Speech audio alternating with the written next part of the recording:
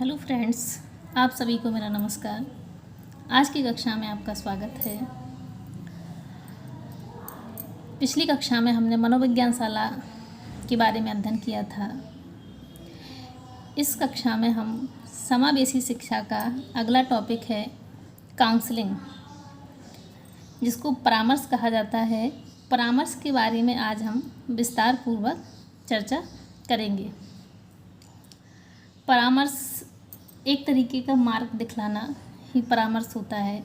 मार्गदर्शन करना निर्देशन का ही एक रूप कहलाता है।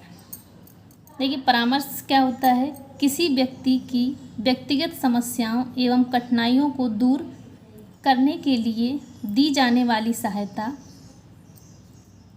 सलाह एवं मार्गदर्शन। सहायता, सलाह और मार्गदर्शन परामर्श या उपबोधन कहलाता है। परामर्श को उपबोधन भी कहा जाता है। परामर्श देने वाले व्यक्ति को परामर्शदाता, जिसको काउंसलर कहा जाता है। निर्देशन के अंतर्गत परामर्श एक आयोजित विशिष्ट सेवा है। यह एक ऐसी प्रक्रिया है जिसमें परामर्शदाता साक्षात्कार एवं प्रेषण के माध्यम से सेवार्थी, यानी कि जो परामर्श लेता है, के निकट आता है, उसे उसकी शक्ति व सीमाओं के बारे में सही बोध कराता है। यानी कि परामर्श क्या होता है? व्यक्तिगत होता है।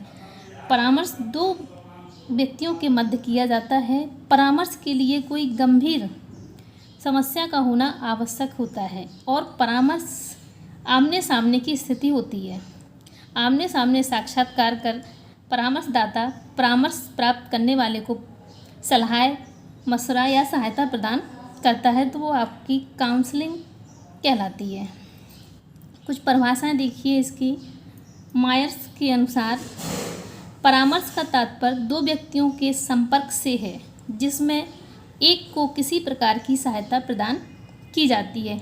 एक व्यक्ति सहायता देता है, दूसरा व्यक्ति सहायता प्राप्त करता है। अगली डेफिनेशन है रॉबिन्सन के अनुसार स्वयं के एवं वातावरण के मध्य समायोजन में सहायता स्थापित होना या सहायता करना आपका परामर्श कहलाता है।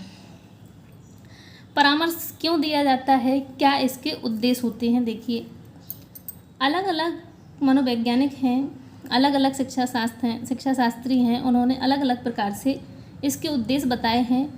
रूथ स्ट्रैंग ने कहा है, आत्म परिचय या आत्मबोध। मुख्य उद्देश्य व्यक्ति को अपना आत्म परिचय या आत्मबोध का ज्ञान कराना परामर्श या काउंसलिंग कहलाता है। डंसम्यूर ने क्या कहा है? छात्र कठिनाई की हल योजना बनाना, यानी कि छात्रों को जो भी कठिनाई है उसकी समस्या का समाधान करना।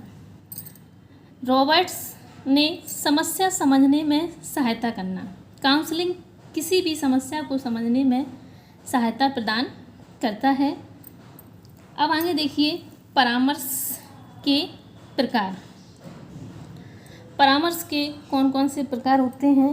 कितने प्रकार से परामर्श प्रदान किया जाता है? इसमें पहला है नैदानिक परामर्श। नैदानिक परामर्श, जैसा कि नाम से ही स्पष्ट है, किसी भी चीज़ का निदान करना।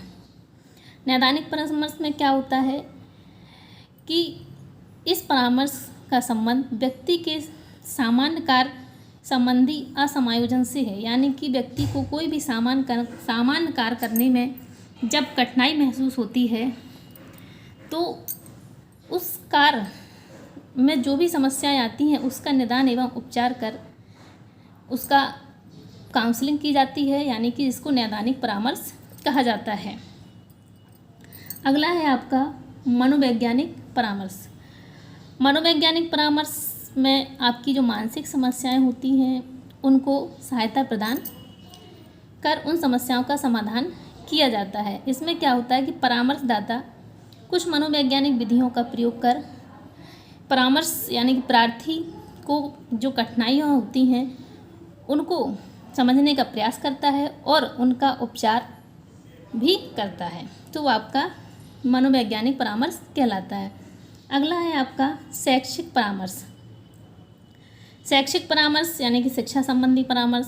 शैक्षिक परामर्श छात्र को अपनी शिक्षा एवं अध्ययन में सफलता प्राप्त हो सके एवं पाठ्यक्रमों के सही चुनाव के लिए आपको शैक्षिक परामर्श प्रदान किया जाता है।